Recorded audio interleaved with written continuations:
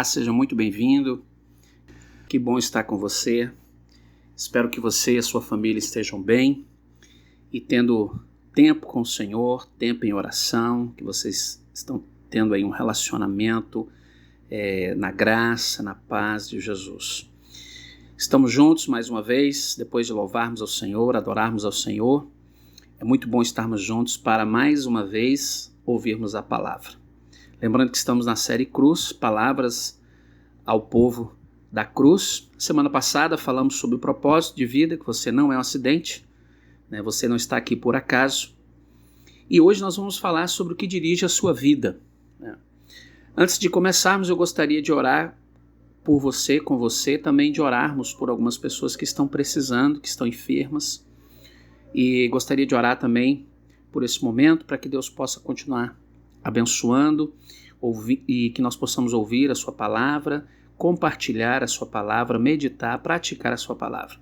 Então, compartilhe esse tempo nosso, aproveite esse tempo que temos dedicado à palavra do Senhor, estude, passe tempo ouvindo a Deus, passe tempo em oração, passe tempo também orando por aquilo que você necessita e também pelas pessoas, não apenas por aquilo que você precisa, mas também pelos nossos irmãos, nossos amigos, tempo de orar pela nossa cidade, pelo nosso estado, pela nossa nação.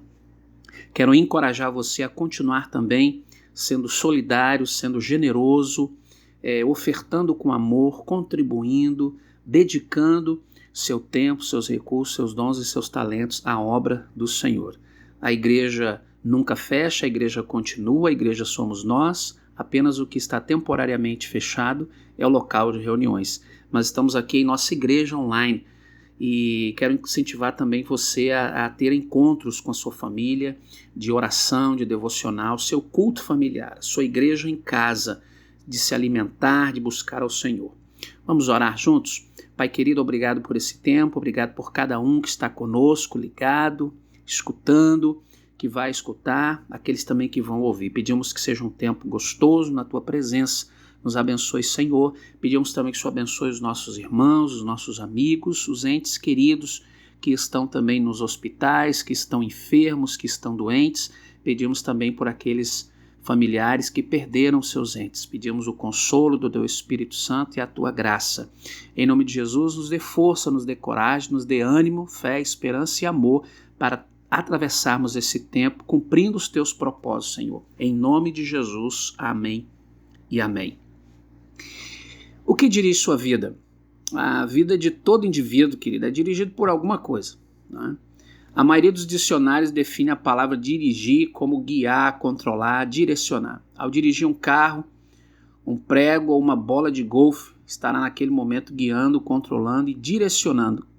Então eu quero fazer a seguinte pergunta para você: qual é a força que dirige a sua vida? Nesse exato momento você pode estar sendo dirigido por um problema, por alguma pressão ou por um prazo limitado. Talvez esteja sendo dirigido por uma lembrança dolorosa, um temor que o persegue, ou uma crença inconsciente. Existem centenas de circunstâncias, valores e emoções que podem dirigir a sua vida. E eu quero aqui falar sobre 5 das crenças mais comuns que podem dirigir a sua vida. Primeira delas, muitos são dirigidos pela culpa. Tais pessoas passam a vida inteira fugindo do remorso e ocultando sua vergonha. Pessoas dirigidas pela culpa são manipuladas por suas lembranças. Elas permitem que seu passado controle seu futuro. Frequentemente, elas culpam a si mesmas por sabotarem o próprio sucesso. Quando Caim pecou, lembra disso? Está lá em Gênesis 4:12. Quando Caim pecou, sua culpa o fez sair da presença de Deus. E Deus deu a condenação a ele: você será um fugitivo errante pelo mundo. A culpa de ter matado seu irmão o consumia diariamente. Isso descreve a maioria das pessoas hoje em dia, perambulando pela vida sem propósito, se culpando a si mesmo por algo do passado ou culpando outras pessoas. Nós somos produto do nosso passado, mas não temos que ser prisioneiros dele. O propósito de Deus não é restringido por seu passado. Ele transformou um assassino chamado Moisés em um líder que libertou seu povo, um covarde chamado Gideão em um corajoso herói que liderou o seu exército. Ele também é capaz de fazer coisas maravilhosas com você, querido. É coisa incrível que Deus pode fazer nos próximos anos da sua vida. Você só precisa deixar a sua vida nas mãos dele. Deus é especialista em dar às pessoas um novo começo. A Bíblia diz: como é feliz o homem que tem suas desobediências perdoadas e seus pecados cobertos. Eu penso, se eu tivesse usado o exemplo da minha família, dos meus familiares, de tudo que aconteceu no passado para viver, hoje eu não estaria aqui. Eu seria dirigido pela culpa e por tantos outros sentimentos que nós vamos ver aqui. Mas eu não deixei o meu passado, as dores, os sentimentos, as lutas e as batalhas definirem quem eu deveria ser no futuro, mas eu deixei Deus definir a minha vida. Então deixa Deus definir a sua vida e o seu futuro, e Ele vai fazer o melhor para você. Então, o primeiro paradigma do que dirige sua vida muitos são dirigidos pela culpa. O segundo paradigma, muitos são dirigidos pelo rancor e pela raiva. Eles apegam-se a mágoas sem jamais superá-las. Em vez de aliviarem sua dor por meio do perdão, eles ficam revivendo no contínuo em sua mente. Algumas pessoas dirigidas pelo rancor se fecham e interiorizam a raiva, enquanto outras explodem, despejando-a nos outros. Ambas as reações são perniciosas, são maléficas para as nossas vidas e não trazem benefício algum. O rancor, querido, sempre o machuca mais do que a quem o causou. Você se machuca, mas a pessoa não está nem aí para você. Enquanto aquele que o ofendeu provavelmente esqueceu o insulto e seguiu com a vida. Você continua angustiado em sua dor, perturbado e se perturbando pelo passado. Então você precisa perdoar, liberar perdão. Jesus disse que você deveria perdoar aqueles que têm lhe ofendido, assim como Deus tem perdoado você. Ouça bem, os que o feriram no passado não poderão continuar a magoá-lo, a menos que você se agarre à dor por meio do ressentimento. O que passou, passou, nada mudará o passado. Você apenas machuca a si mesmo com sua amargura para seu próprio bem. Então aprenda com o passado e em seguida se afaste dele e vá em frente. Siga a luta. A Bíblia diz: ficar desgostoso e amargurado é loucura, é falta de juízo que leva à morte. Jó 5:2. Ficar desgostoso e amargurado é loucura, é falta de juízo que leva à morte. Se livre do rancor e da amargura, seja livre em Cristo Jesus. Terceiro paradigma do que dirige a vida de muitas pessoas, muitos são dirigidos pelo medo.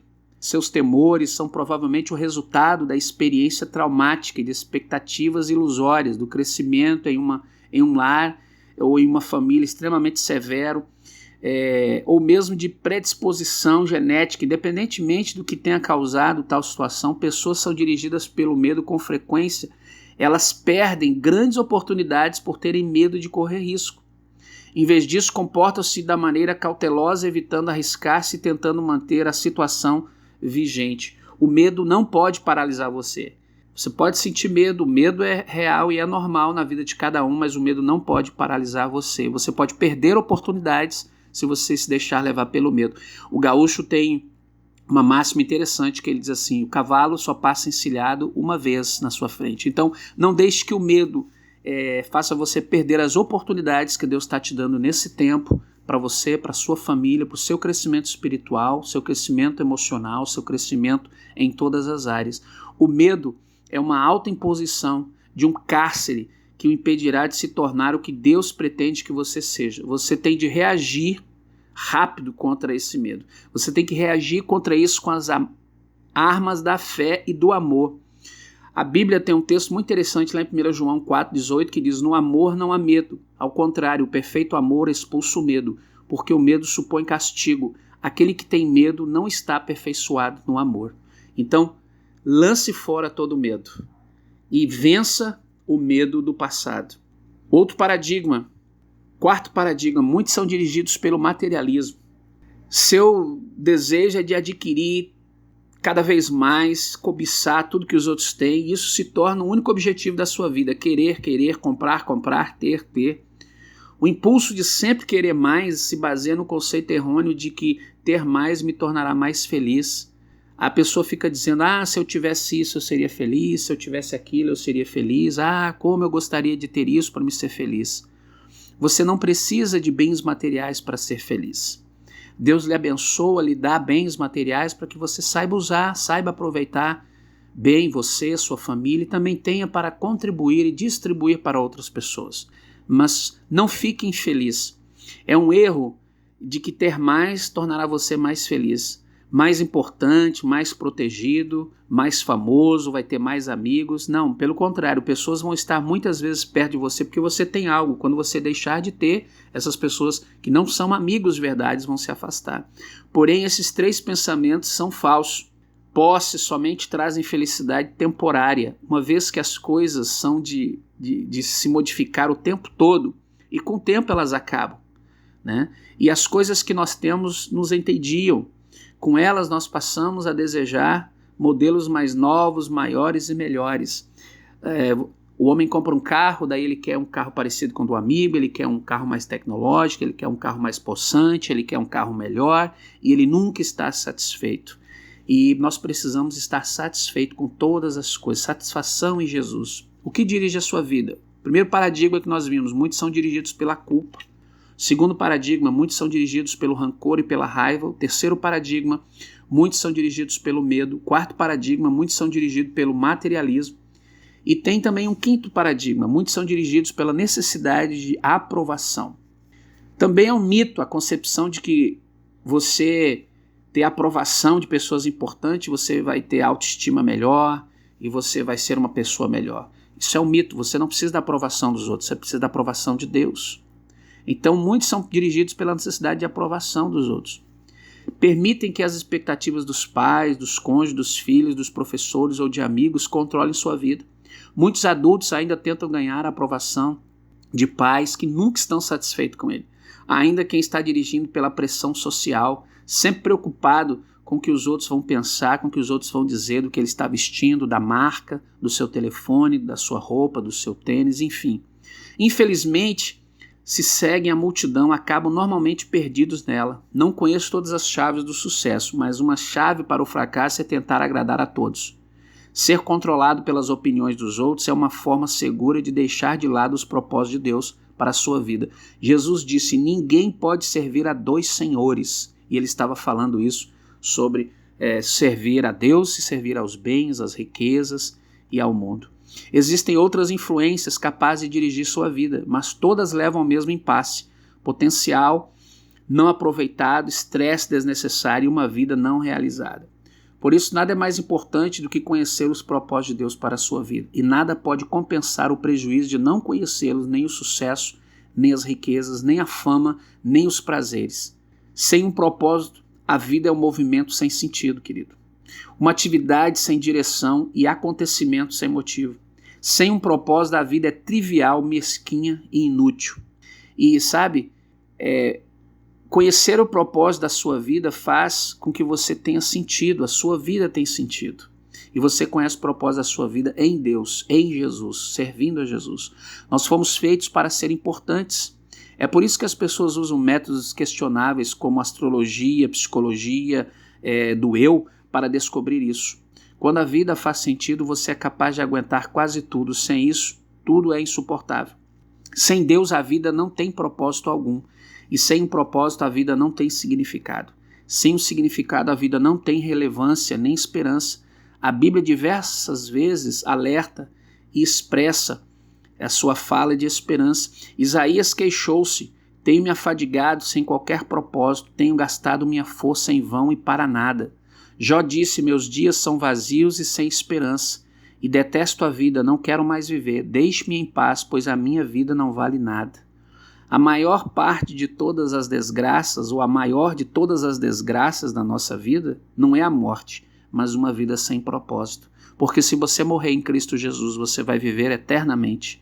Ele disse que aquele que morre viverá eternamente. Aquele que morre passou da vida para a morte, aquele que morre em Jesus. Mas uma vida sem propósito, sem o propósito de existir em Cristo Jesus, é uma vida desgraçada. Um jovem se casa com 20 anos e ele escreveu, eu sinto-me um fracasso, pois luto para me tornar algo que nem mesmo eu sei o que é. Esse jovem no início da vida já estava sem propósito, sem significado, ainda que casado ou ainda que jovem, ele já não sabia mais o que fazer.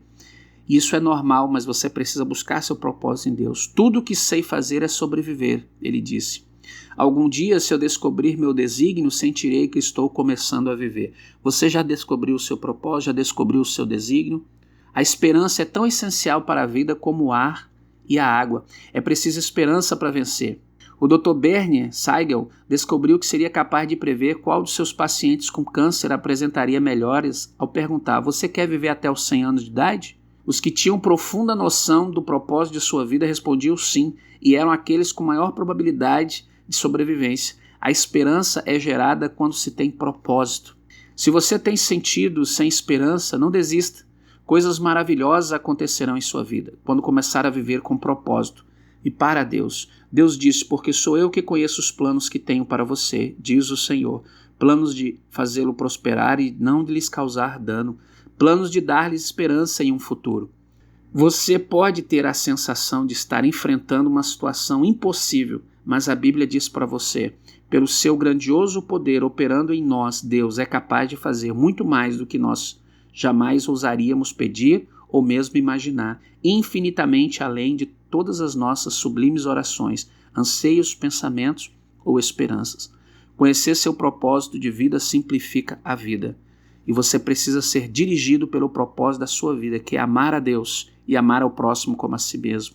Ele define o que você faz e o que você não faz. O propósito se torna o padrão pelo qual avalia quais são suas essenciais e quais não são suas essenciais tarefas. Você simplesmente pergunta todo dia: esta atividade me ajuda a cumprir o propósito de Deus para a minha vida? Sem um propósito claro, nós ficamos sem um alicerce sobre o qual fundamentam as decisões, destinar o tempo e empregar os recursos. A tendência será tomar decisões com base nas circunstâncias, nas pressões do momento, no humor do dia. Quem não conhece seu propósito tenta realizar além do que deve, e isso causa estresse e fadiga, gerando conflitos. É impossível, gente. É impossível fazer tudo o que as pessoas querem que você faça. Você não nasceu para isso. Você nasceu para ser livre e fazer o que Deus deseja que você faça. Seu tempo só é suficiente para fazer a vontade de Deus. Se não consegue realizar-a por completo, significa que está tentando fazer mais do que Deus pretendia que você fizesse, ou que possivelmente está perdendo tempo com algo que não deveria fazer. A sua vida é uma dádiva, um presente de Deus, e cabe a você aproveitá-lo ao máximo. A vida dirigida por propósitos do Senhor caracteriza por um estilo mais simples e uma agenda mais equilibrada. A Bíblia diz: a vida presunçosa e cheia de pompa é uma vida vazia, mas a vida simples e sincera é uma vida plena. Isso também leva à paz de espírito. Tu, ó Senhor, dá paz e prosperidade às pessoas que têm uma fé firme, às pessoas que confiam em Ti. Você precisa confiar no Senhor. Conhecer o seu propósito de vida direciona você. Isso faz seus esforços e energias se concentrarem no que realmente é importante. Você se torna eficiente ao ser seletivo. Faz parte da natureza humana distrair-se com assuntos de menor importância. Fazemos de nossa vida um jogo qualquer, um passatempo. Então você precisa entender que você tem que avançar e você tem que definir a sua vida em Jesus, e que você precisa ser dirigido pelos propósitos do Senhor para a sua vida. Não há nada de tão potente como uma vida direcionada, vivida com o propósito de Deus. Os homens e as mulheres de maior influência na história foram os que mais se concentraram numa direção. Um dos líderes mais resolutos da Bíblia, o apóstolo Paulo, disse: eu estou concentrando minhas energias unicamente nisso. Esquecer o que fica para trás e avanço para o que está na minha frente. Você tem feito isso? Avançado para o alvo? Avance para o alvo que Jesus tem para você. Conhecer seu propósito estimula a sua vida. O propósito sempre produz entusiasmo. Nada traz mais vigor que um propósito claro. No entanto, a paixão se esvazia quando falta o propósito. Até mesmo levantar-se da cama se torna um fardo para nós, quando a gente está sem propósito, sem direção, sem entusiasmo, não é verdade? Quem já não se sentiu assim? E normalmente o trabalho não faz sentido. E o excesso de trabalho também nos esgota, solapa as nossas forças e rouba o nosso prazer. Eu quero concluir tempo conosco aqui, esse tempo junto aqui. Conhecer seu propósito prepara-se para a eternidade. Conhecer teu propósito vai preparar você para a eternidade. Muitas pessoas passam a vida tentando criar um legado e ser deixado algo sobre a terra, um legado grandioso. Querem ser lembradas quando partirem. Entretanto, o que em última análise mais importa não é o que os outros dizem sobre sua vida, mas o que Deus diz. O que não percebem é que todas as realizações, meu filho, acabam sendo superadas. Recordes são quebrados, reputações desvanecem, as homenagens são esquecidas. Certa vez eu li a respeito de um estudante universitário que tinha como meta ser o campeão de tênis da faculdade. Ele se sentiu orgulhoso quando o seu troféu foi posto em um local de destaque na sala de troféus na faculdade. Anos mais tarde, alguém lhe enviou o troféu pelo correio. Fora achado em uma lata de lixo quando a escola foi reformada. Aquele homem disse: no devido tempo, todos os seus troféus serão jogados no lixo por alguém. E ele estava certo. Então não viva para adquirir apenas troféu nesse mundo. Viva para conquistar o troféu em Cristo Jesus pela salvação que ele já tomou, já lhe deu na cruz do Calvário. Viver para criar um legado na terra é um objetivo tacanho. Uma utilização mais sábia do tempo é construir um legado eterno. Você não foi posto na terra para ser lembrado. Você foi posto aqui na terra para se preparar para a eternidade e levar outros com você. Chegará o dia em que, diante de Deus, Ele vai fazer uma auditoria na sua vida. Um exame final antes de entrar na eternidade. A Bíblia diz: lembre-se, cada um de nós estará pessoalmente diante de Deus para ser julgado por Ele. Sim, cada um de nós terá de prestar contas de si mesmo a Deus. Felizmente, Deus quer que passemos nesse teste, por isso Ele nos entregou as perguntas antecipadamente pelo que a Bíblia diz. Podemos supor que Deus nos fará duas perguntas profundas e fundamental para a nossa vida. A primeira delas: o que você fez em relação ao meu Filho Jesus Cristo? Deus não irá perguntar sobre os seus antecedentes religiosos, nem sobre sua visão doutrinária, o seu único ponto importante. Mas Ele vai perguntar: você aceitou a Jesus como Senhor e Salvador da sua vida? Você aceitou o que Jesus fez por você? Aprendeu a amá-lo e confiar nele? Jesus disse: eu sou o caminho, a verdade e a vida. Ninguém vê ao Pai a não ser por mim. Deus quer que você conheça a Cristo Jesus como Senhor e Salvador da sua vida. O ame e crê em seu Filho. Deus lhe enviou Jesus à terra para nos revelar como é grande o seu amor e como Ele perdoa e nos salva. E a segunda pergunta mais importante que Deus vai fazer, eu suponho: o que você fez com o que lhe dei? O que você fez com sua vida, todas as dádivas, talentos, oportunidades, energia, relacionamentos, recursos, dons, habilidades, tudo o que eu lhe dei, você o gastou consigo mesmo ou você utilizou para os propósitos de Deus e para servir aos outros? Prepará-lo para essas duas perguntas é o objetivo maior da palavra de Deus para a sua vida.